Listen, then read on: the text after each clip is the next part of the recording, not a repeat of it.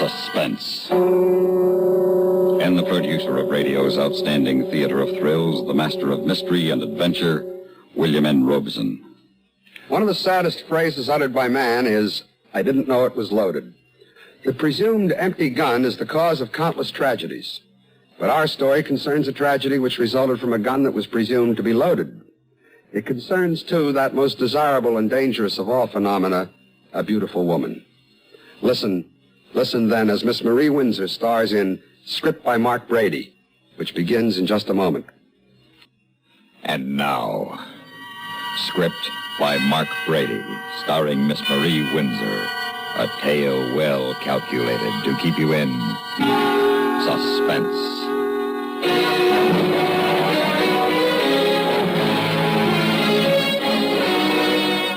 Within the next few minutes, I will commit murder. Cold, premeditated murder. Why? Well, since I'm a writer of murder mysteries, perhaps the simplest way to explain is to dramatize my story. Hence this script, my last, to be delivered to the studio after my arrest. Cast of characters: Mark Brady, a writer in his early 30s. College graduate, easygoing, intelligent. Mary Brady, his wife, beautiful, with a bright, unused brain. Jason Roberts, his best friend, an intellectual snob. The scene: the Brady's comfortable book-lined apartment. The time: a few months ago. But, Mark, couldn't you get one of the girls from the office? Why all the fuss about even numbers? Well, every time Jason comes for dinner, he comes alone. I don't like it. Oh? I should think you'd welcome the undivided attention of two adoring men. It makes me uneasy. Well, then, why don't we invite Jane Stanley? The lady writer? Yes, with the horn-rimmed glasses, flat shoes, and an abiding belief in Zen Buddhism. She shouldn't give you much competition. I'm not worried about competition. Jason thinks I have a mind, even if you don't. Oh, he does he? Well, that's par for old Jason. He always did like my taste in women. He says I'm unlike any woman you ever went with. That's right. You're also the only woman I ever married. Don't muss my hair, you beast. You're such an animal. And aren't you glad? I suppose so. Only, sometimes I don't feel married to you. Why? Why, you're so self-sufficient. You don't need me. You don't need anyone. Oh, yes, I do. I need you very much. Why, who'd take care of me, send out my laundry, defrost my dinner? You're not being serious. Oh, but I am. You can hire someone to do all that. As beautiful as you, I couldn't afford it. Mark, did it ever once occur to you that I have ideas, that I have thoughts, that I'm interested in things? Of course. Haven't I heard you and Jason ramble on far into the night about Freud, Jung, Marx, Engels, and the plight of the Navajo Indians? Jason understands me. He likes the way my mind works. Oh? But he ought to have a girlfriend of his own. Now, will you please try to get him someone for tonight? From the way you talk about old Jason, I think I'm the guy who needs a girlfriend. We were so civilized, we budding intellectuals, so sophisticated, so sure of ourselves. We shared each other. If Mary's ballet class or her mosaics or her lute lessons conflicted with the opening of an art exhibit, Jason and I would gaily go off together to view the paintings. If something kept me from attending an opera or a ballet, Mary never missed it. There was always Jason to escort her. But last summer, my work began to pile up. And every time there was an attraction at the Greek Theater or an especially interesting concert at the Hollywood Bowl, I was stuck with a script to finish. I was really grateful for Jason then. He relieved me of my guilt about not entertaining my beautiful wife. Until one night, I discovered that it was he who owed me a debt of gratitude. Oh, why, hello, darling. You still up? Apparently. Have you any idea what time it is? No, not the slightest. It's nearly 2:30, and why are you in your bare feet? Oh, Mark, we had such a silly, wonderful time. Well, suppose you tell me about it. Well, the concert turned out to be never-ending dull, and those seats in the bowl are so hard. Finally, Jason suggested we take a ride down to the beach. Is that why sand is dripping from your skirt? Is it? Oh, well, you see, I've been swimming. Swimming? In what? In the ocean. I mean, what did you swim in? What did you wear? Nothing, Mark. I just went swimming in the moonlight. I see. Do you realize that it's 3.5 hours since that concert ended? Do you realize I've been going nearly crazy with worry that I was just about to start calling the police and the hospitals when you float in off Cloud 8 and calmly announced that you've been swimming in the nude? I didn't say I'd been swimming in the nude. I said I'd been swimming in the moonlight. Mark, stop looking at me that way. What way? Like I was some broad. Well, aren't you? No. Apparently Jason thinks so. It's late, Mark, and I'm tired and suddenly very cold. Now, please let me by. I want to take a hot shower. It was as much my fault as it was hers. It wouldn't have happened if I hadn't thrown them together. So after that, I paid more attention to my homework, and the midnight swim was forgotten by tacit agreement. And by tacit agreement, we saw less and less of Jason. Mary satisfied my craving for beauty, and for the rest, I had my work. I got very busy on a new show I dreamed up based upon police files. I wish now I'd never thought of the idea. Part of the job was to ride the prowl cars for background color. And the second night out, we were cruising around the twisting streets in the Hollywood Hills. Now, this looks like El Dorado Drive. Yeah, that's right, Mr. Brady. A friend of mine lives along in here, just around this bend. That his house we're coming to? Yeah, that's it. Well, you better tell him to park his car closer to the curb or I'll leave him a ticket. Yeah, only that isn't his car. It was Mary's car, cozily parked in front of Jason's house. Sure, why not? She knew I'd be gone till past midnight, riding a prowl car, only she had no way of knowing where it would be prowling. Of course, she was already in bed when I got home, but I wanted to give her every chance. Oh, I was sound asleep, darling. Did you have an interesting evening? Not very. Not much action. What did you do? Oh, nothing much. Looked at TV for a while. Tried to read Dr. Zhivago again, but I couldn't make anything more out of it the second time than I did the first. Come to bed, darling. I'm sleepy. That's the way it was. Every night that I rode the prowl cars, I asked the sergeant to swing by El Dorado Drive, and it was always there. Mary's little Volkswagen parked in front of Jason's house. And every night when I got home, the same evasive answers. Why didn't I put my foot down? I was afraid, that's why. Afraid of losing Mary. I needed her. She was the most beautiful woman I had ever seen. My ego needed her. She was a bright adornment, a mark of success. And if I lost her, I felt I, too, would be lost. Sergeant, I wonder if we could swing by El Dorado Drive tonight? Again? If you don't mind. Well, I don't mind. It's in our area, but I don't get it. You, checking up on your friend? No. My wife.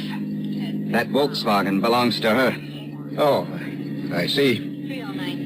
Now, look, Mr. Brady, you say the word, we can make an awful lot of trouble for that guy. It's awfully kind of you, Sergeant. Oh, I'm serious. I'm sure you are. Only it's not your problem, it's mine. You stay out of it. Let us handle it. No, thank you, Sergeant. That would be too easy. If anything's to be done about it, I'm going to have to do it myself.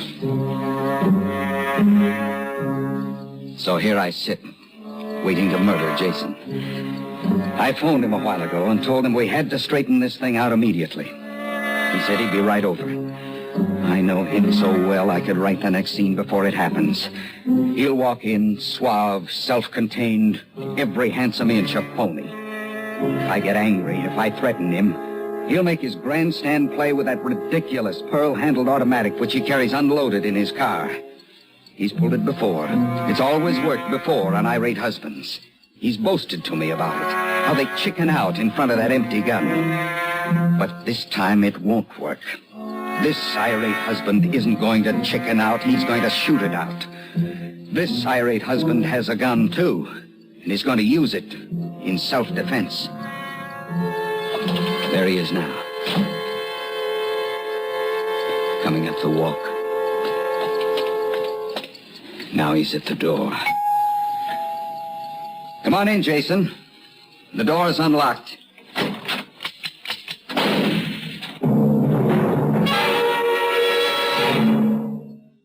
In a moment, we continue with the second act of Suspense. And now, starring Miss Marie Windsor, Act 2 of Script by Mark Brady.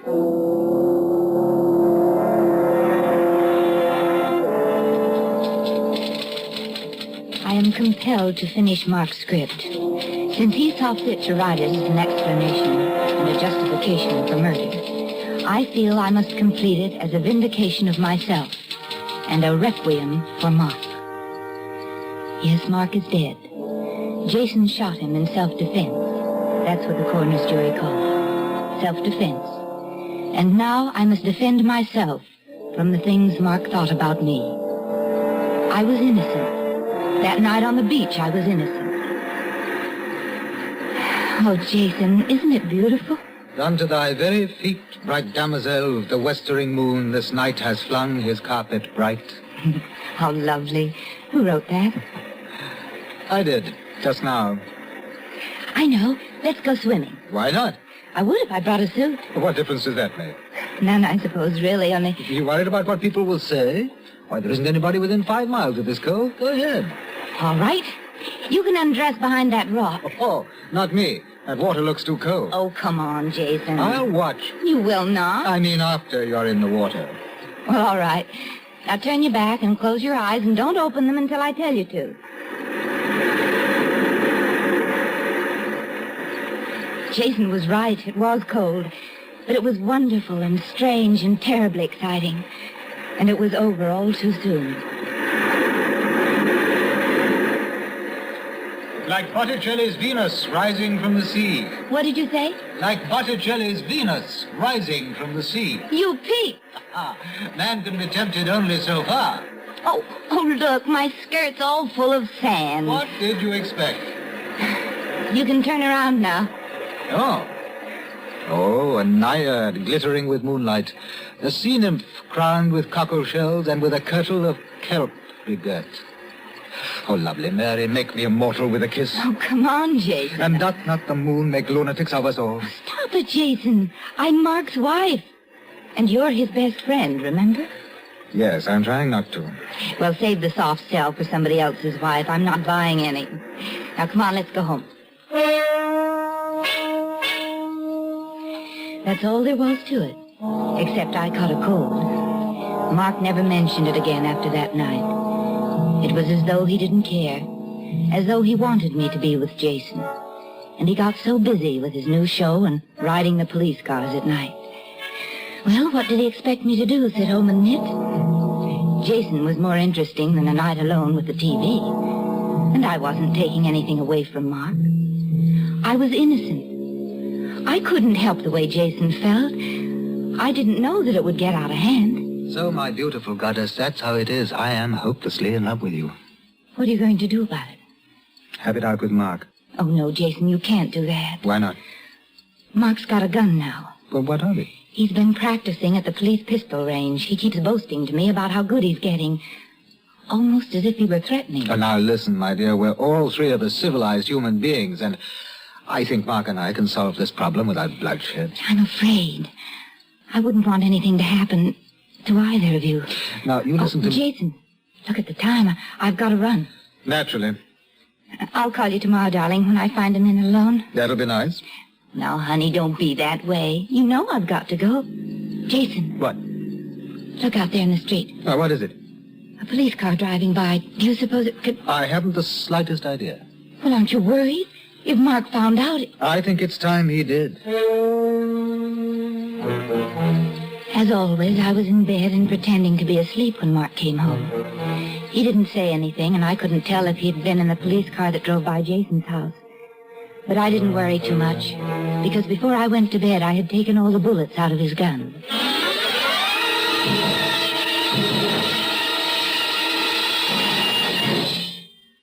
In a moment, we continue with the third act of Suspense. And now, starring Miss Marie Windsor, Act 3 of Script by Mark Brady.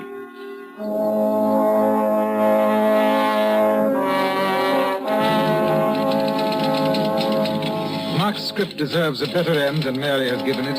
A truer end. An ending on a high note of tragedy. For tragic indeed it is. What Mary has carefully omitted in her attempt to lay the blame for Mark's murder on me is what happened the next morning when I was awakened by a frantic pounding on the door and opened it to admit a Mary on the edge of hysteria. Oh, Jason. Mark knows all about it. That's good, I'm glad. And he's going to kill you. Well, now, that does not sound like Mark. You don't know. He's got that police gun. And he's acting like a crazy man. He threatened me with it. I ran out of the house. Oh, Jason, I'm so afraid. Now, Mary, get hold of yourself. Oh, but what are we going to do? Well, first, we're going to have a cup of coffee. I can never think in the morning until I've had a cup. Tim, that's him. Murder by telephone? Well, that's a safe way. Hello? Oh, good morning, Mark. Yes. Yes? I see. Well, will you give me time to scrape my face and put on a pair of slacks? Say an hour? Okay. See you. You're not going over there. Why not?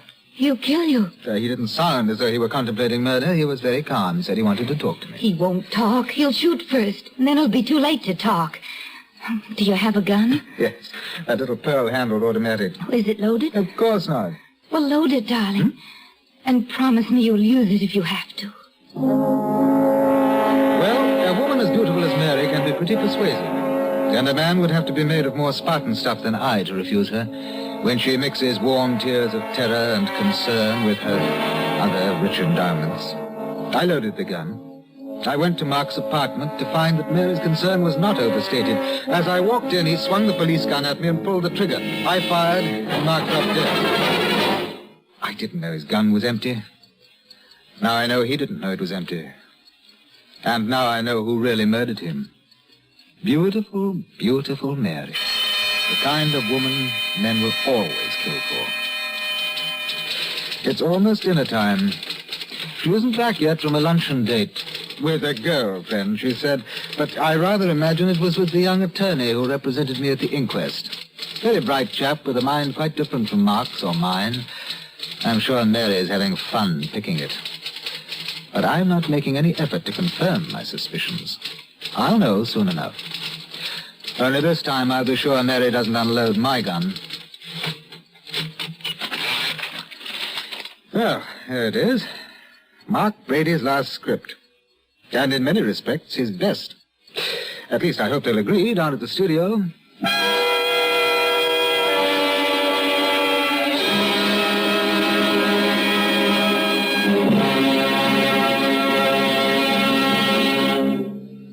Suspense, in which Marie Windsor starred in William N. Robeson's production of Script by Mark Brady, written by Celeste Bolus and Mr. Robeson.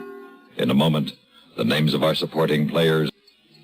Supporting Marie Windsor in Script by Mark Brady were Vic Perrin, Ben Wright, and Sam Pierce.